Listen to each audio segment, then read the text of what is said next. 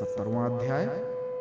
भगवान श्री कृष्ण की नित्यचर्या और उनके पास जरासंध के कैदी राजाओं के दूत का आना। श्री सुखदेव जी कहते हैं, परीक्षित, जब सवेरा होने लगता, कुक्कुट मुर्गे बोलने लगते, तब वे श्री कृष्ण पत्नियां जिनके कंठ में श्री कृष्ण ने अपनी भुजा डाल रखी है, उनके विक्षोभ की आशंका से व्याकुल हो जाती और उन मुर्गों को कोसने लगती। उस समय पारिजात की सुगंध से सुवासिन भीनी भीनी वायु बहने लगती, भौरे ताल स्वर से अपनी संगीत की तान छेड़ देते थे। पक्षियों की नींद उचट जाती और वे वंदी जनों की भांति भगवान श्री कृष्ण को जगाने के लिए मधुर स्वर से कलरव करने लगते। रुक्मणी जी अपने प्रियतम के भुज पाश से बंधी रहने पर भी आलिंगन छूट जाने की आशंका से अत्यंत सुहावने और पवित्र ब्रह्म मुहूर्त को भी असह्य समझने लगती थी। भगवान श्री कृष्ण प्रतिदिन ब्रह्म मुहूर्त में ही उठ जाते और हाथ मुंह धोकर अपने मायातीत आत्म स्वरूप का ध्यान करने लगते। उस समय उनका रोम रोम आनंद से खिल उठता था। परीक्षित, भगवान का वो आत्म स्वरूप सजातीय विजातीय और भगवत भेद से रहित एक अखंड है, क्योंकि उसमें किसी प्रकार की उपाधि या उपाधि के कारण होने वाला अन्य वस्तु का अस्तित्व नहीं है। और यही कारण है कि वो अविनाशी सत्य है। जैसे चंद्रमा सूर्य आदि नेत्र इंद्रिय के द्वारा और नेत्र इंद्रिय चंद्रमा सूर्य आदि के द्वारा प्रकाशित होती है, वैसे वो आत्म स्वरूप दूसरे के द्वारा प्रकाशित नहीं, स्वयं प्रकाश। इसका कारण ये है कि अपने स्वरूप में ही सदा सर्वदा और काल की सीमा के परे भी एक रस स्थित रहने के कारण अविद्या उसका स्पर्श भी नहीं कर सकती। इसी से प्रकाशक भाव उनमें नहीं है। जगत की उत्पत्ति स्थिति और नाश की कारणभूता ब्रह्म शक्ति, विष्णु शक्ति और रुद्र शक्तियों के द्वारा केवल इस बात का अनुमान हो सकता है कि वो स्वरूप एक रस सत्ता रूप और आनंद स्वरूप है। उसी को समझाने के लिए ब्रह्म नाम से कहा जाता है। भगवान श्री कृष्ण अपने उसी आत्म स्वरूप का प्रतिदिन ध्यान करते हैं। इसके बाद वे विधि पूर्वक निर्मल और पवित्र जल में स्नान करते हैं, फिर शुद्ध धोती पहनकर दुपट्टा ओढ़कर यथा विधि नित्य कर्म संध्या वंदन आदि करते। इसके बाद हवन करते और मौन होकर गायत्री का जाप करते। क्यों न हो, वे सत्पुरुषों के पात्र आदर्श जो हैं। इसके बाद सूर्योदय के होने के समय सूर्योपस्थान करते और अपने कला स्वरूप देवता, ऋषि तथा पितरों का तर्पण करते। फिर कुल के बड़े बूढ़े और ब्राह्मणों की विधि पूर्वक पूजा करते। इसके बाद परम मनस्वी श्री कृष्ण दुधारू पहले पहल ब्याई हुई बछड़ों वाली सीधी शांत गौओं का दान करते। उस समय उन्हें सुंदर वस्त्र और मोतियों की माला पहना दी जाती, सींग में सोना और खुरों में चांदी मढ़ दी जाती। वे ब्राह्मणों को वस्त्राभूषणों से सुसज्जित करके रेशमी वस्त्र, मृग चर्म और तिल के साथ प्रतिदिन 13,084 गौएं इस प्रकार दान करते। तदनंतर अपनी विभूति रूप गौ ब्राह्मण, देवता, कुल के बड़े बूढ़े, गुरुजन और समस्त प्राणियों को प्रणाम करके मांगलिक वस्तुओं का स्पर्श करते। परीक्षित, यद्यपि भगवान के शरीर का सहज सौंदर्य ही मनुष्य लोक का अलंकार है, फिर भी वे अपने पीतांबर आदि दिव्य वस्त्र, कौस्तुभादि आभूषण, पुष्पों के हार और चंदनादि दिव्य अंगराग से अपने को आभूषित करते। इसके बाद वे घी और दर्पण में अपना मुखार विंद देखते, गाय, बैल, ब्राह्मण और देव प्रतिमाओं का दर्शन करते। फिर पूर्ववासी और अंतःपुर में रहने वाले चारों वर्णों के लोगों की अभिलाषाएं पूर्ण करते और फिर अपनी अन्य ग्रामवासी प्रजा की कामना पूर्ति करके उसे संतुष्ट करते और इन सब को प्रसन्न देखकर स्वयं बहुत ही आनंदित होते। वे पुष्पमाला, तांबुल, चंदन और अंगराग आदि वस्तुएं पहले ब्राह्मण, स्वजन संबंधी, मंत्री और रानियों को बांट देते और उनसे बची हुई स्वयं अपने काम में लाते। भगवान ये सब करते होते तब तक दारुक नाम का सारथी सुग्रीव आदि घोड़ों से जुता हुआ अत्यंत अद्भुत रथ ले आता और प्रणाम करके भगवान के सामने खड़ा हो जाता। इसके बाद भगवान श्री कृष्ण सात्यकी और उद्धव जी के साथ अपने हाथ से सारथी का हाथ पकड़कर रथ पर सवार होते। ठीक वैसे ही जैसे भुवन भास्कर भगवान सूर्य उदयाचल पर आरूढ़ होते हैं। उस समय रनिवास की स्त्रियां लज्जा एवं प्रेम से भरी चितवन से उन्हें निहारने लगती और बड़े कष्ट से उन्हें विदा करती। भगवान मुस्कुराकर उनके चित्त को चुराते हुए महल से निकलते। परीक्षित, तदनंतर भगवान श्री कृष्ण समस्त यदुवंशियों के साथ सुधर्मा नाम की सभा में प्रवेश करते। उस सभा में ऐसी महिमा है कि जो लोग उस सभा में जा बैठते हैं उन्हें भूख, प्यास, शोक, मोह और जरा मृत्यु ये 6 उर्मियां नहीं सताती। इस प्रकार भगवान श्री कृष्ण सब रानियों से अलग अलग विदा होकर एक ही रूप में सुधर्मा सभा में प्रवेश करते और वहां जाकर श्रेष्ठ सिंहासन पर विराज जाते। उनकी अंग कांति से दिशाएं प्रकाशित होती रहती। उस समय यदुवंशी वीरों के बीच में यदुवंश शिरोमणि भगवान श्री कृष्ण की ऐसी शोभा होती जैसे आकाश में तारों से घिरे हुए चंद्रदेव शोभायमान होते हैं। परीक्षित, सभा में विदूषक लोग विभिन्न प्रकार के हास्य विनोद से, नाट्यचार्य अभिनय से और नर्तकियां कला पूर्ण नृत्यों से अलग अलग अपनी टोलियों के साथ भगवान की सेवा करती। उस समय मृदंग, वीणा, पखावज, बांसुरी, झांझ और शंख बजने लगते और सूत, मागध और वंदी जन नाचते गाते और भगवान की स्तुति करते। कोई कोई व्याख्या कुशल ब्राह्मण वहां बैठकर वेद मंत्रों की व्याख्या करते और कोई पूर्वकालीन पवित्र कीर्ति नरपतियों के चरित्र कह कहकर सुनाते। एक दिन की बात है, द्वारिकापुरी में राजसभा के द्वार पर एक नया मनुष्य आया। द्वारपालों ने भगवान को उसके आने की सूचना देकर उसे सभा भवन में उपस्थित किया। उस मनुष्य ने परमेश्वर भगवान श्री कृष्ण को हाथ जोड़कर नमस्कार किया और उन राजाओं का जिन्होंने जरासंध के दिग्विजय के समय उसके सामने सिर नहीं झुकाया था और बलपूर्वक कैद कर दिए गए थे, जिनकी संख्या 20,000 थी, जरासंध के बंदी बनने का दुख श्री कृष्ण के सामने निवेदन किया। सच्चिदानंद स्वरूप श्री कृष्ण, आप मन और वाणी के अगोचर हैं।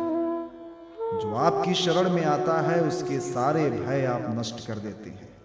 प्रभो, हमारी भेद बुद्धि मिटी नहीं है। हम जन्म मृत्यु रूप संसार के चक्कर से भयभीत होकर आपकी शरण में आए हैं।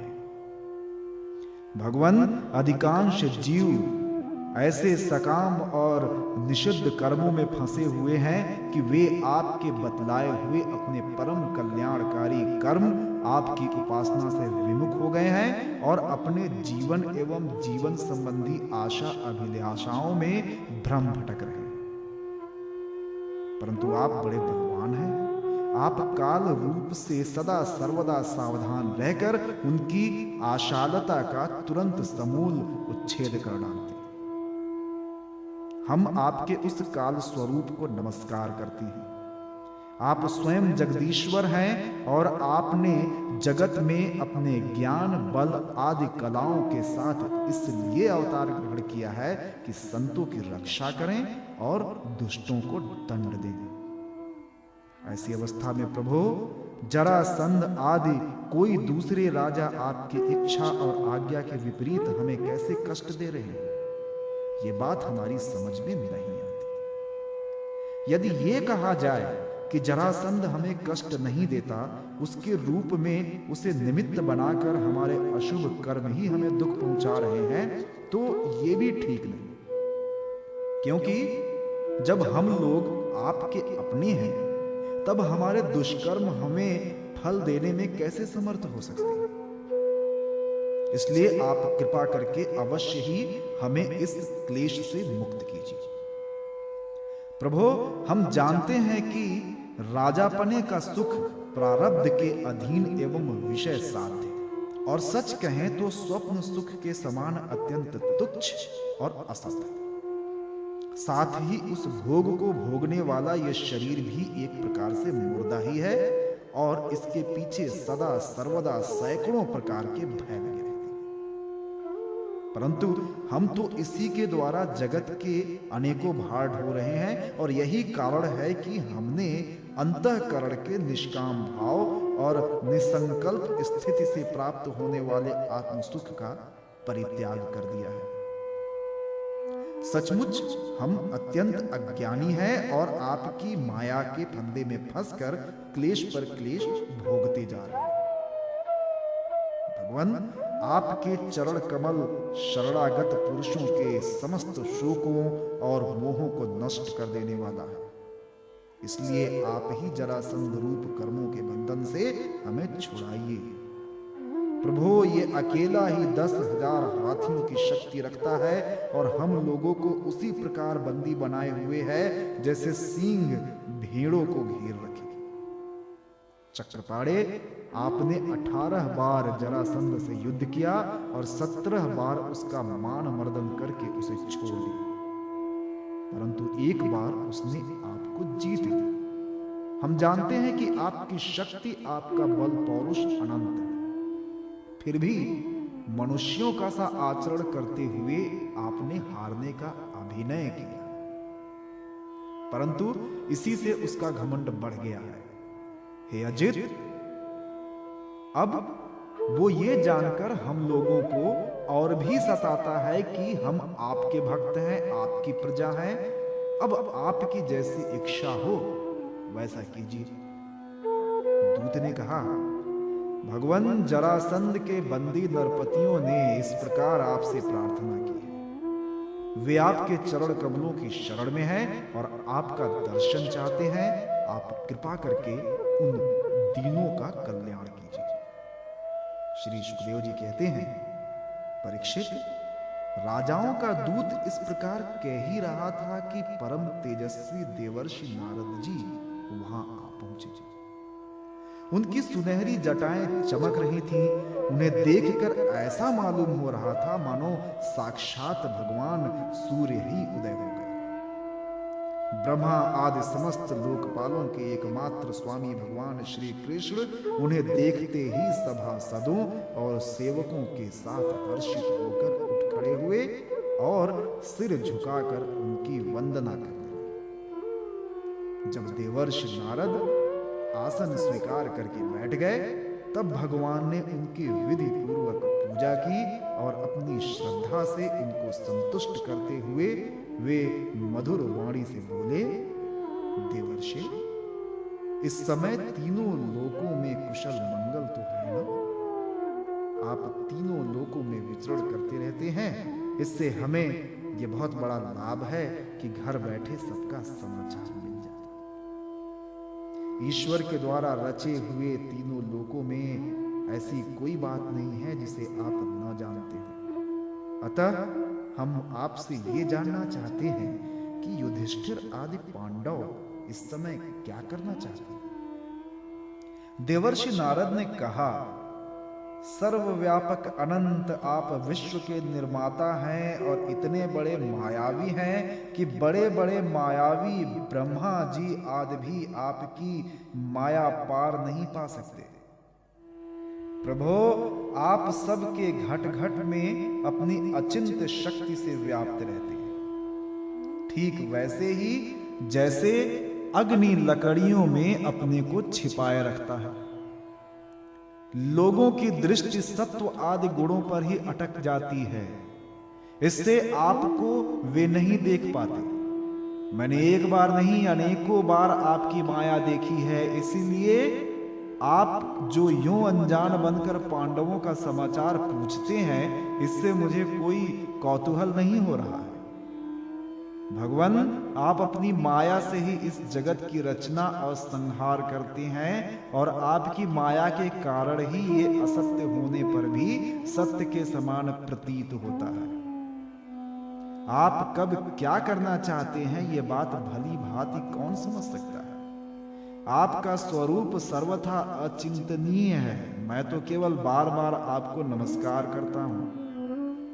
शरीर और इससे संबंध रखने वाली वासनाओं में फंसकर जीव जन्म मृत्यु के चक्कर में भटकता रहता है तथा ये नहीं जानता कि मैं इस शरीर से कैसे मुक्त हो सकता हूं। वास्तव में उसी के हित के लिए आप नाना प्रकार के लीलावतार ग्रहण करके अपने पवित्र यश का दीपक जला देते हैं, जिसके सहारे वो इस अनर्थकारी शरीर से मुक्त हो सके।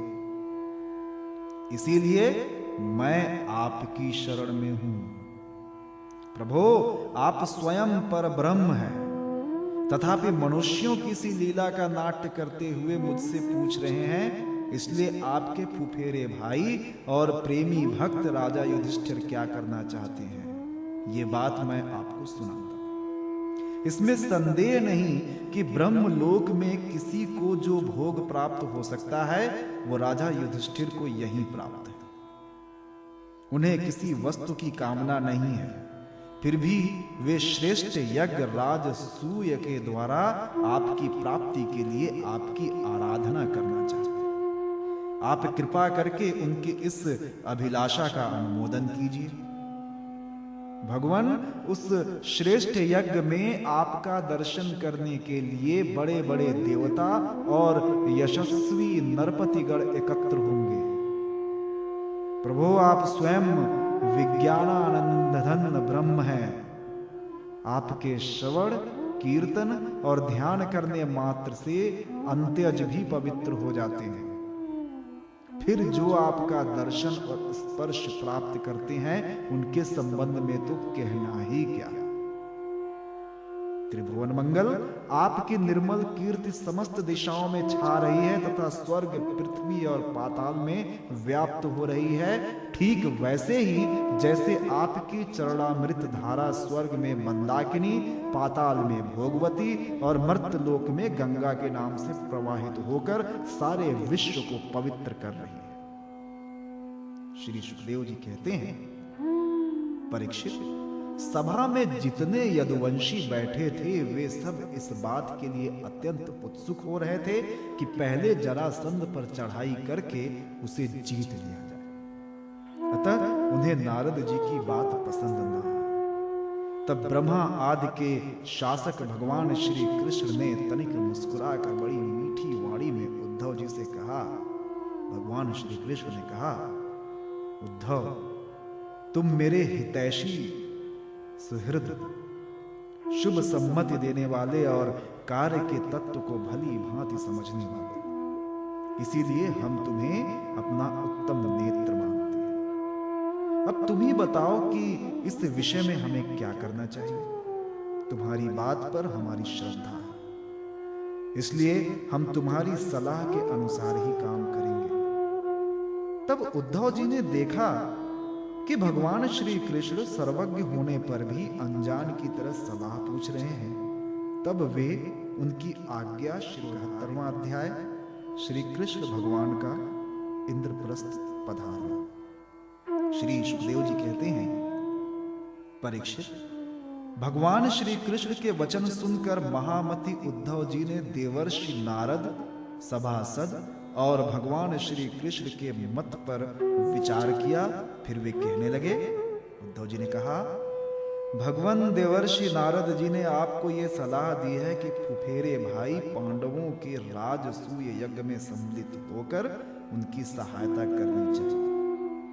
उनका ये कथन ठीक ही है और साथ ही ये भी ठीक है कि शरणागतों की रक्षा अवश्य कर्तव्य है। प्रभु, जब हम इस दृष्टि से विचार करते हैं कि राजसूय यज्ञ वही कर सकता है जो 10 दिशाओं पर विजय प्राप्त कर ले, तब हम इस निर्णय पर बिना किसी दुविधा के पहुंच जाते हैं कि पांडवों के यज्ञ और शरणागतों की रक्षा दोनों कामों के लिए जरासंध को जीतना आवश्यक है। प्रभु, केवल जरासंध को जीत लेने से ही हमारा महान उद्देश्य सफल हो जाएगा, साथ ही उससे बंदी राजाओं की मुक्ति और उसके कारण आपको सुयश की प्राप्ति हो जाएगी। राजा जरासंध बड़े बड़े लोगों के भी दांत खट्टे कर देता है, क्योंकि 10,000 हाथियों का बल उसे प्राप्त है।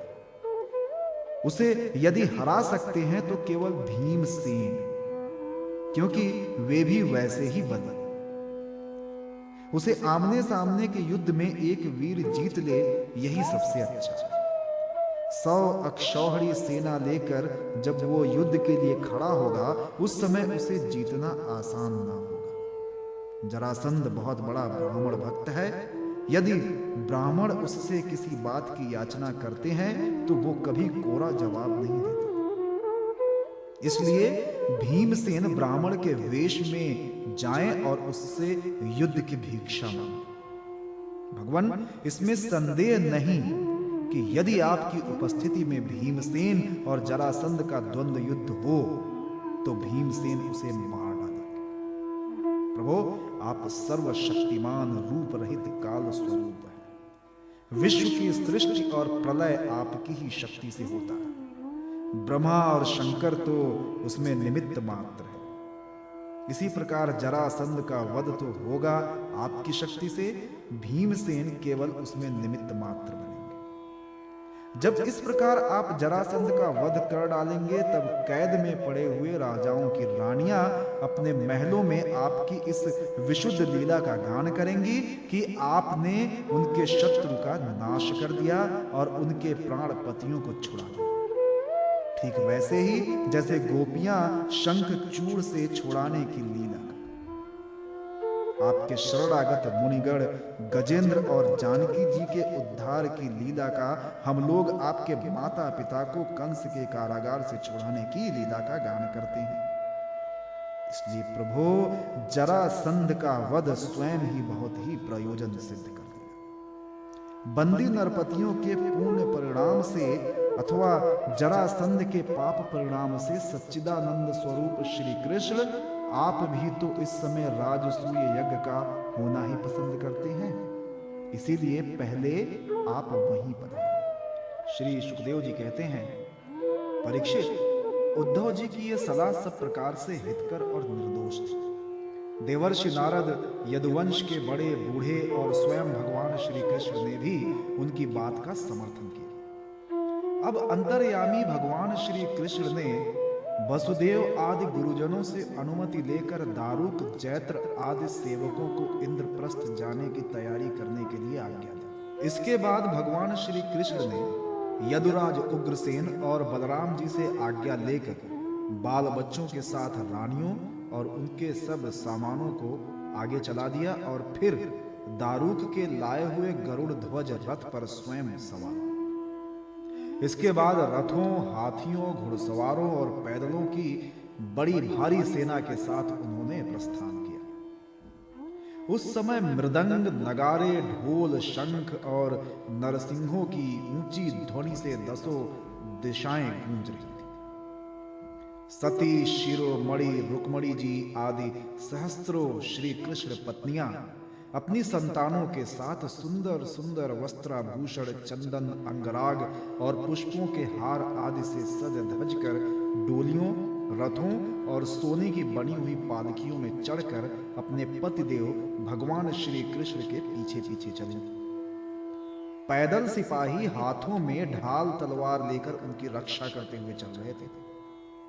इसी प्रकार अनुचरों की स्त्रियां और वारांगनाएं भली भांति श्रृंगार करके खस आदि की झोपड़ियों, भांति भांति के तंबुओं, कनातों, कंबलों और ओढ़ने बिछाने आदि की सामग्रियों को बैलों, भैंसों, गधों और खच्चरों पर लादकर तथा स्वयं पालकी, ऊंट, छकड़ों और हथिनियों पर सवार होकर चले। जैसे मगरमच्छों और लहरों की उछल कूद से शुद्ध समुद्र की शोभा होती है, ठीक वैसे ही अत्यंत कोलाहल से परिपूर्ण, फहराती हुई बड़ी बड़ी पताकाओं, छत्रों, चवरों, श्रेष्ठ अस्त्र शस्त्रों, वस्त्राभूषणों, मुकुटों, कवचों और दिन के समय उन पर पड़ती हुई सूर्य की किरणों से भगवान श्री कृष्ण की सेना अत्यंत शोभायमान हुई। देवर्षि नारद जी भगवान श्री कृष्ण से सम्मानित होकर और उनके निश्चय को सुनकर बहुत प्रसन्न हुए। भगवान के दर्शन से उनका हृदय और समस्त इंद्रियां परमानंद में मग्न हो गई। विदा होने के समय भगवान श्री कृष्ण ने उनका नाना प्रकार की सामग्रियों से पूजन किया। अब देवर्षि नारद ने उन्हें मन ही मन प्रणाम किया और उनकी दिव्य मूर्ति को हृदय में धारण करके आकाश मार्ग से प्रस्थान किया। इसके बाद भगवान श्री कृष्ण ने जरासंध के बंदी नरपतियों के दूत को अपनी मधुर वाणी से आश्वासन देते हुए कहा, दूत, तुम अपने राजाओं से जाकर कहना, डरो मत, तुम लोगों का कल्याण, मैं जरासंध को मरवा डालूंगा। भगवान की ऐसी आज्ञा पाकर वो दूत गिरिव्रज चला गया और नरपतियों को भगवान श्री कृष्ण का संदेश ज्यों का त्यों सुना दिया। वे राजा भी कारागार से छूटने के लिए शीघ्र से शीघ्र भगवान के शुभ दर्शन का बाट जोहने लगे। परीक्षित, अब भगवान श्री कृष्ण अनर्त सौवीर मरु कुरुक्षेत्र और उनके बीच में पड़ने वाले पर्वत, नदी, नगर, गांव, अहिरों की बस्तियां तथा खानों को पार करते हुए आगे बढ़ने लगे। भगवान मुकुंद मार्ग में दृश्यद्वती एवं सरस्वती नदी पार करके पांचाल और मत्स्य देशों में होते हुए इंद्रप्रस्थ जा पहुंचे। परीक्षित, भगवान श्री कृष्ण का दर्शन अत्यंत दुर्लभ है। जब अजात शत्रु महाराज युधिष्ठिर को यह समाचार मिला कि भगवान श्री कृष्ण पधार गए हैं, तब उनका रोम रोम आनंद से खिल उठा। वे अपने आचार्यों और स्वजन संबंधियों के साथ भगवान की आगवानी करने के लिए नगर से बाहर आए। मंगल गीत गाए जाने लगे, बाजे बजने लगे। बहुत से ब्राह्मण मिलकर ऊंचे स्वर से वेद मंत्रों का उच्चारण करने लगे। इस प्रकार वे बड़े आदर से ऋषिकेश भगवान का स्वागत करने के लिए चले, जैसे इंद्रियां मुख्य प्राण से मिलने जा रही हैं। भगवान श्री कृष्ण को देखकर राजा युधिष्ठिर का हृदय स्नेहातिरेक से गदगद हो गया। उन्हें बहुत दिनों पर अपने प्रियतम भगवान श्री कृष्ण को देखने का सौभाग्य प्राप्त हुआ था, अतः वे उन्हें बार बार अपने हृदय से लगाने लगे। भगवान श्री कृष्ण का श्री विग्रह भगवती श्री लक्ष्मी जी का पवित्र और एकमात्र निवास स्थान है। राजा युधिष्ठिर अपनी दोनों भुजाओं से उसका आलिंगन करके समस्त पाप तापों से छुटकारा पाया। वे सर्वतो भावेन परमानंद के समुद्र में मग्न हो गए। नेत्रों में आंसू छलक आए, अंग अंग पुलकित हो गया। उन्हें इस विश्व प्रपंच के भ्रम का तनिक भी स्मरण न रहा। तदनंतर भीमसेन ने मुस्कुराकर अपने ममेरे भाई श्री कृष्ण का आलिंगन किया। इससे उन्हें बड़ा आनंद मिला। उस समय उनके हृदय में इतना प्रेम उमड़ा कि उन्हें बाह्य विस्मृति सी हो गई। नकुल, सहदेव और अर्जुन ने भी अपने परम प्रियतम और हितैषी भगवान श्री कृष्ण का बड़े आनंद से आलिंगन प्राप्त किया। उस समय उनके नेत्रों में आंसुओं की बाढ़ सी आ गई थी। अर्जुन ने पुनः भगवान श्री कृष्ण का आलिंगन किया। नकुल और सहदेव ने अभिवादन किया और स्वयं भगवान श्री कृष्ण ने ब्राह्मणों और कुरुवंशी वृद्धों को यथा योग्य नमस्कार किया।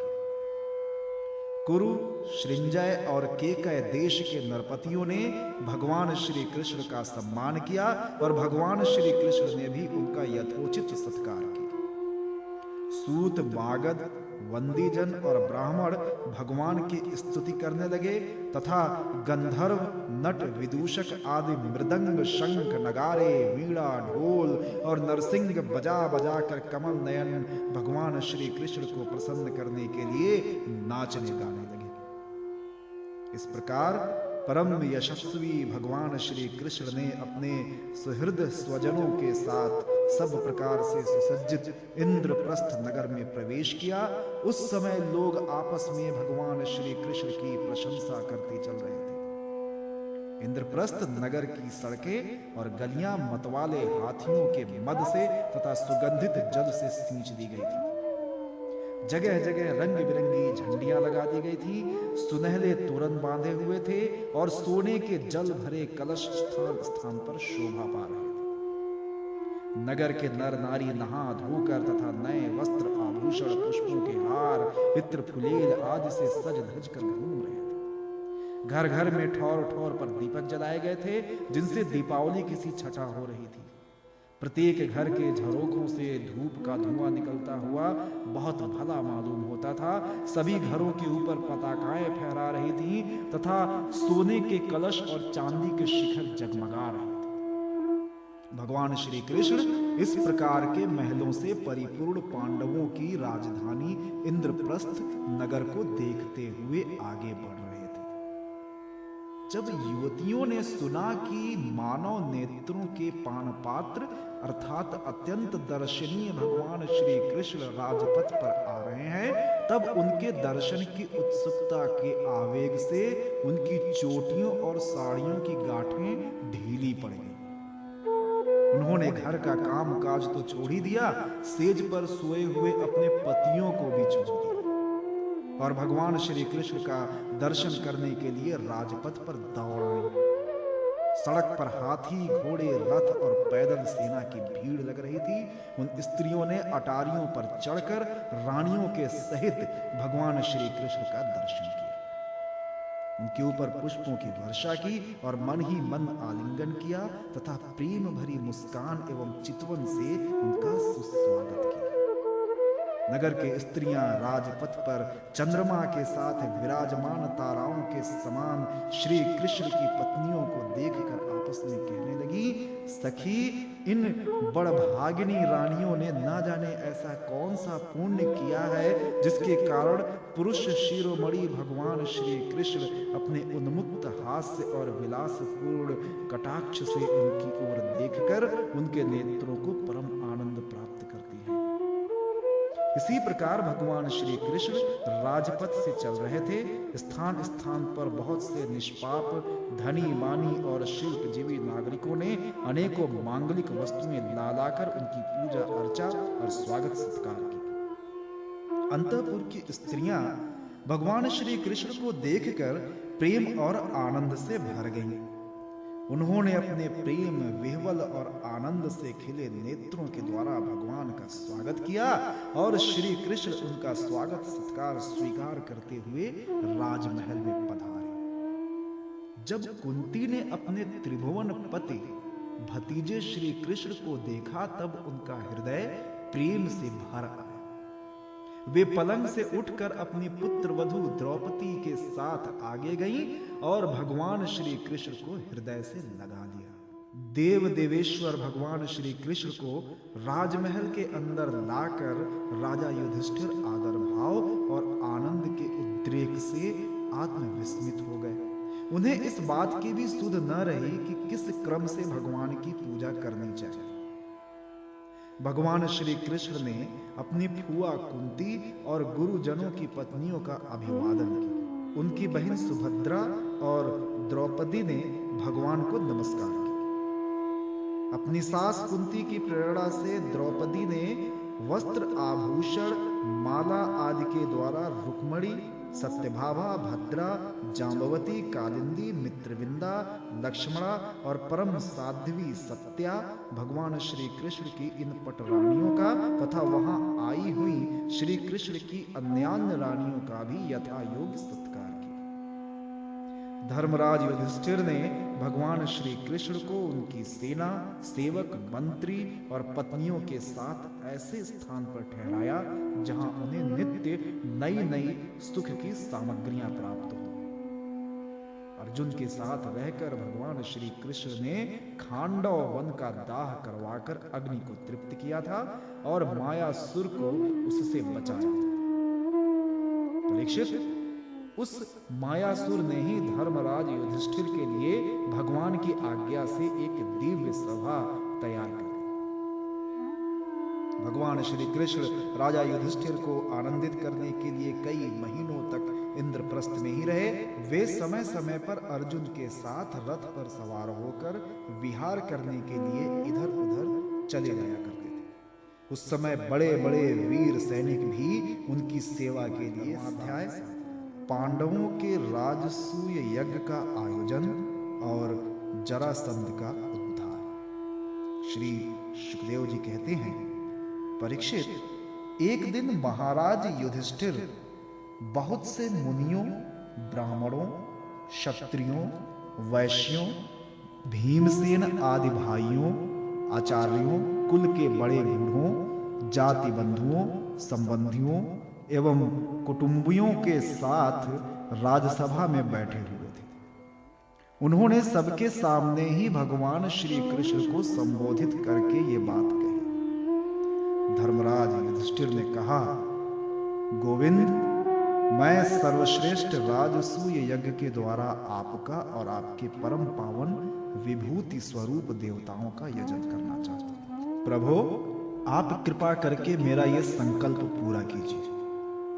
कमलनाभ, आपके चरण कमलों की पादुकाएं समस्त अमंगलों को नष्ट करने वाली हैं। जो निरंतर उनकी सेवा करते हैं, ध्यान और स्तुति करते हैं, वास्तव में वे ही पवित्रात्मा हैं। वे जन्म मृत्यु के चक्कर से छुटकारा पा जाते हैं और यदि वे सांसारिक विषयों की अभिलाषा करें तो उन्हें उनकी भी प्राप्ति हो जाती है। परंतु जो आपके चरण कमलों की शरण ग्रहण नहीं करते, उन्हें मुक्ति तो मिलती ही नहीं, सांसारिक भोग भी नहीं मिलते। देवताओं के भी आराध्य देव, मैं चाहता हूं कि संसारी लोग आपके चरण कमलों की सेवा का प्रभाव देखें। प्रभो, कुरुवंशी और सृंजयवंशी नरपतियों में जो लोग आपका भजन करते हैं और जो नहीं करते, उनका अंतर आप जनता को दिखला दीजिए। प्रभो, आप सबके आत्मा समदर्शी और स्वयं आत्मानंद के साक्षात्कार हैं, स्वयं ब्रह्म हैं। आप में ये मैं हूं और ये दूसरा, ये अपना और ये पराया, इस प्रकार का भेदभाव नहीं है। फिर भी जो आपकी सेवा करते हैं, उन्हें उसकी भावना के अनुसार फल मिलता ही। ठीक वैसे ही जैसे कल्प वृक्ष की सेवा करने वाले, उस फल में जो न्यूनाधिक होती है, वो तो न्यूनाधिक सेवा के अनुरूप ही होती है। इससे आप में विषमता और निर्दयता आदि दोष नहीं आते। भगवान श्री कृष्ण ने कहा, शत्रु विजयी धर्मराज, आपका निश्चय बहुत ही उत्तम। राजसूय यज्ञ करने से समस्त लोकों में आपकी मंगलमयी कीर्ति का विस्तार हो। राजन, आपका ये महायज्ञ ऋषियों, पितरों, देवताओं, सगे संबंधियों, हमें और कहां तक कहें समस्त प्राणियों को अभीष्ट है। महाराज, पृथ्वी के समस्त नरपतियों को जीतकर सारी पृथ्वी को अपने वश में करके और यथोचित संपूर्ण सामग्री एकत्रित करके फिर इस महायज्ञ का अनुष्ठान कीजिए। महाराज, आपके चारों भाई वायु, इंद्र आदि लोकपालों के अंश से पैदा हुए हैं। वे सब के सब बड़े वीर हैं। आप तो परम मनस्वी और संयमी हैं ही। आप लोगों ने अपने सद्गुणों से मुझे अपने वश में कर दिया है। जिन लोगों ने अपनी इंद्रियों और मन को वश में नहीं किया, वे मुझे अपने वश में नहीं कर सकते। संसार में कोई बड़े से बड़ा देवता भी तेज, यश, लक्ष्मी, सौंदर्य और ऐश्वर्य आदि के द्वारा मेरे भक्त का तिरस्कार नहीं कर सकता। फिर कोई राजा उसका तिरस्कार कर दे, इसकी तो संभावना ही क्या है। श्री सुखदेव जी कहते हैं, परीक्षित, भगवान की बात सुनकर महाराज युधिष्ठिर का हृदय आनंद से भर गया। उनका मुख कमल प्रफुल्लित हो गया। अब उन्होंने अपने भाइयों को दिग्विजय करने का आदेश दिया। भगवान श्री कृष्ण ने पांडवों में अपनी शक्ति का संचार करके उनको अत्यंत प्रभावशाली बना दिया। धर्मराज युधिष्ठिर ने सृंजय वंशी वीरों के साथ सहदेव को दक्षिण दिशा में दिग्विजय करने के लिए भेजा। नकुल को मत्स्य देशीय वीरों के साथ पश्चिम में, अर्जुन को केकेय देशीय वीरों के साथ उत्तर में और भीमसेन को मद्र देशीय वीरों के साथ पूर्व दिशा में दिग्विजय करने का आदेश दिया। परीक्षित, उन भीमसेन आदि वीरों ने अपने बल पौरुष से सब ओर के नरपतियों को जीत लिया और यज्ञ करने के लिए उद्धत महाराज युधिष्ठिर को बहुत सा धन ला कर दिया। जब महाराज युधिष्ठिर ने यह सुना कि अब तक जरासंध पर विजय नहीं प्राप्त की जा सकी है, तब वे चिंता में पड़ गए। उस समय भगवान श्री कृष्ण ने उन्हें वही उपाय कह सुनाया जो उद्धव जी ने बतलाया था। परीक्षित, इसके बाद भीमसेन, अर्जुन और भगवान श्री कृष्ण ये तीनों ही ब्राह्मण का वेश धारण करके गिरिव्रज गए। वहीं जरासंध की राजधानी थी। राजा जरासंध ब्राह्मणों का भक्त और गृहस्थोचित धर्मों का पालन करने वाला था। उपर्युक्त तीनों क्षत्रिय ब्राह्मण का वेश धारण करके अतिथि अभ्यागतों के सत्कार के समय जरासंध के पास गए और उससे इस प्रकार याचना की, राजन, आपका कल्याण हो। हम तीनों आपके अतिथि हैं और बहुत दूर से आ रहे हैं। अवश्य ही हम यहाँ किसी विशेष प्रयोजन से नहीं आए हैं, इसलिए आपसे जो कुछ चाहते हैं वो आप हमें अवश्य दीजिए।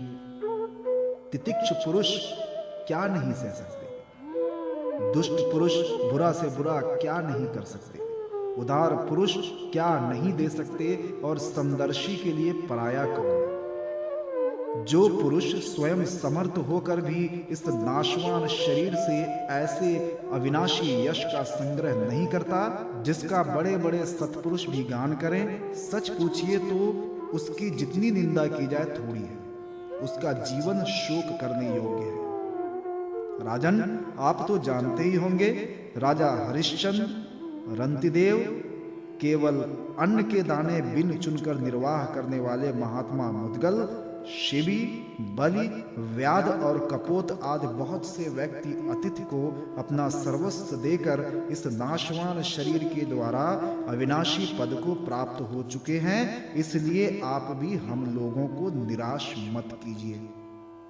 श्री सुखदेव जी कहते हैं, परीक्षित, जरासंध ने उन लोगों की आवाज, सूरत शक्ल और कलाइयों पर पड़े हुए धनुष की प्रत्यंचा की रगड़ के चिन्हों को देखकर पहचान लिया कि ये तो ब्राह्मण नहीं क्षत्रिय है।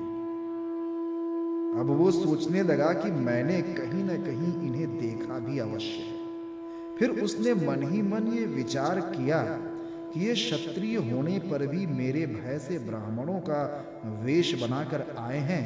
जब ये भिक्षा मांगने पर उतारू हो गए हैं, तब चाहे जो कुछ मांग लें मैं इन्हें दे दूंगा। याचना करने पर अपना अत्यंत प्यारा और दुस्तेज शरीर देने में भी मुझे हिचकिचाहट न होगी। विष्णु भगवान ने ब्राह्मण का वेश धारण करके बलि का धन, ऐश्वर्य सब कुछ छीन लिया। फिर भी बलि की पवित्र कीर्ति सब ओर फैली हुई है और आज भी लोग बड़े आदर से उसका गान करते हैं। इसमें संदेह नहीं कि विष्णु भगवान ने देवराज इंद्र की राज्य लक्ष्मी बलि से छीनकर उन्हें लौटाने के लिए ही ब्राह्मण रूप धारण किया। दैत्यराज बलि को यह बात मालूम हो गई थी और शुक्राचार्य ने उन्हें रोका भी, परंतु उन्होंने पृथ्वी का दान कर ही दिया। मेरा तो यह पक्का निश्चय है कि ये शरीर नाशवान है। इस शरीर से जो विपुल यश नहीं कमाता और जो क्षत्रिय ब्राह्मण के लिए ही जीवन नहीं धारण करता, उसका जीवन व्यर्थ है। परीक्षित, सचमुच जरासंध की बुद्धि बड़ी उदार थी। उपर्युक्त विचार करके उसने ब्राह्मण वेशधारी श्री कृष्ण, अर्जुन और भीमसेन से कहा, ब्राह्मणों, आप लोग मन चाहे वस्तु मांग लें, आप चाहें तो मैं आप लोगों को अपना सिर भी दे सकता। भगवान श्री कृष्ण ने कहा, राजेंद्र, हम लोग अन्न के इच्छुक ब्राह्मण नहीं हैं, क्षत्रिय हैं। हम आपके पास युद्ध के लिए आए। यदि आपकी इच्छा हो तो हमें द्वंद्व युद्ध की भिक्षा दीजिए। देखो, ये पांडुपुत्र भीमसेन है और ये इनका भाई अर्जुन है, और मैं इन दोनों का ममेरा भाई तथा आपका पुराना शत्रु कृष्ण हूं। जब भगवान श्री कृष्ण ने इस प्रकार अपना परिचय दिया, तब राजा जरासंध ठठाकर हंसने लगा और चिढ़कर बोला, अरे मूर्खों, यदि तुम्हें युद्ध की ही इच्छा है तो लो, मैं तुम्हारी प्रार्थना स्वीकार करता। परंतु कृष्ण, तुम तो बड़े डरपोक हो। युद्ध में तुम घबरा जाते हो, यहां तक कि मेरे डर से तुमने अपनी नगरी मथुरा भी छोड़ दी और समुद्र की शरण ले ली। इसलिए मैं तुम्हारे साथ नहीं रहूंगा। ये अर्जुन भी कोई योद्धा नहीं है। ये तो अवस्था में मुझसे छोटा, दूसरे कोई विशेष बलवान भी नहीं है। इसलिए ये भी मेरे जोड़ का वीर नहीं, मैं इसके साथ भी नहीं लड़ूंगा। रहे भीमसेन, ये अवश्य ही मेरे समान बलवान और मेरे जोड़े के हैं। जरासंध ने यह कहकर भीमसेन को एक बहुत बड़ी गदा दे दी और स्वयं दूसरी गदा लेकर नगर से बाहर निकल आए। अब दोनों रणोन्मत्त वीर अखाड़े में आकर एक दूसरे से भिड़ गए और अपनी वज्र के समान कठोर गदाओं से एक दूसरे पर चोट करने लगे। वे दाएं बाएं तरह तरह के पैतरे बदलते हुए ऐसे शोभायमान हो रहे थे मानो दो श्रेष्ठ नट रंगमंच पर युद्ध का अभिनय कर रहे हैं। परीक्षित, जब एक की गदा दूसरे की गदा से टकराती, तब ऐसा मालूम होता मानो युद्ध करने वाले दो हाथियों के दांत आपस में भिड़कर चटचटा रहे हों या बड़े जोर से बिजली तड़क रही हो। जब दो हाथी क्रोध से भरकर लड़ने लगते हैं और आकाश की डालियां तोड़ तोड़ कर एक दूसरे पर प्रहार करते हैं, उस समय एक दूसरे की चोट से वे डालियां चूर चूर हो जाती हैं। वैसे ही जब जरासंध और भीमसेन बड़े वेग से गदा चला चला कर एक दूसरे के कंधों, कमरों, पैरों, हाथों, जांघों और हंसलियों पर चोट करने लगे, तब उनकी गदाएं उनके अंगों से टकरा टकरा कर चकनाचूर होने लगी। इस प्रकार जब गदाएं चूर चूर हो गईं, तब दोनों वीर क्रोध में भरकर अपने घूंसों से एक दूसरे को कुचल डालने की चेष्टा करने लगे। उनके घूंसे ऐसी चोट करते मानो लोहे का धन गिर रहा। एक दूसरे पर खुलकर चोट करते हुए दो हाथियों की तरह उनके थप्पड़ों और घूंसों का कठोर शब्द बिजली की कड़कड़ाहट के समान जान पड़ता था। परीक्षित, जरासंध और भीमसेन दोनों की गदा युद्ध में कुशलता, बल और उत्साह समान थे। दोनों की शक्ति तनिक भी क्षीण नहीं हो रही थी। इस प्रकार लगातार प्रहार करते रहने पर भी दोनों में से किसी की जीत या हार न हुई। दोनों वीर रात के समय मित्र के समान रहते और दिन में छूटकर एक दूसरे पर प्रहार करते और लड़ते। महाराज, इस प्रकार उनके लड़ते लड़ते 27 दिन बीत गए। प्रिय परीक्षित, 28वें दिन भीमसेन ने अपने ममेरे भाई श्री कृष्ण से कहा, श्री कृष्ण, मैं युद्ध में जरासंध को जीत नहीं सकता।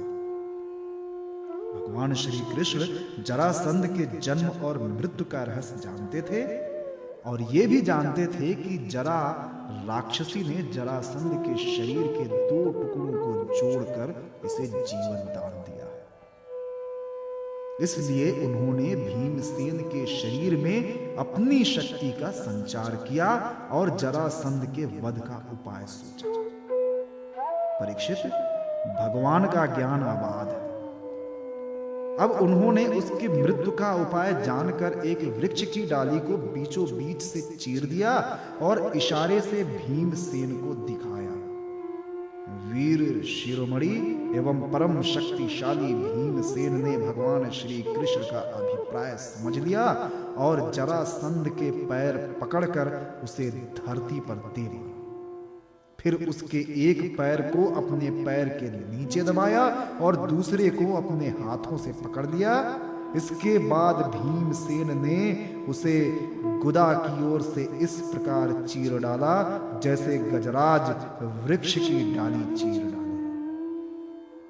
लोगों ने देखा कि जरासंध के शरीर के 2 टुकड़े हो गए हैं और इस प्रकार उनके एक एक पैर, जांग, अंडकोश, कमर, पीठ, स्तन, कंधा, भुजा, नेत्र, भौहें और कान अलग अलग हो गए। मगधराज जरासंध की मृत्यु हो जाने पर वहां की प्रजा बड़े जोर से हाय हाय पुकारने लगी। भगवान श्री कृष्ण और अर्जुन ने भीमसेन का आलिंगन करके उनका सत्कार किया। सर्वशक्तिमान भगवान श्री कृष्ण के स्वरूप और विचारों को कोई समझ नहीं सकता। वास्तव में वे ही समस्त प्राणियों के जीवन दाता हैं। उन्होंने जरासंध के राज सिंहासन पर उसके पुत्र सहदेव का अभिषेक कर दिया और जरासंध ने जिन राजाओं को कैदी बना रखा था उन्हें कारागार से मुक्त कर दिया।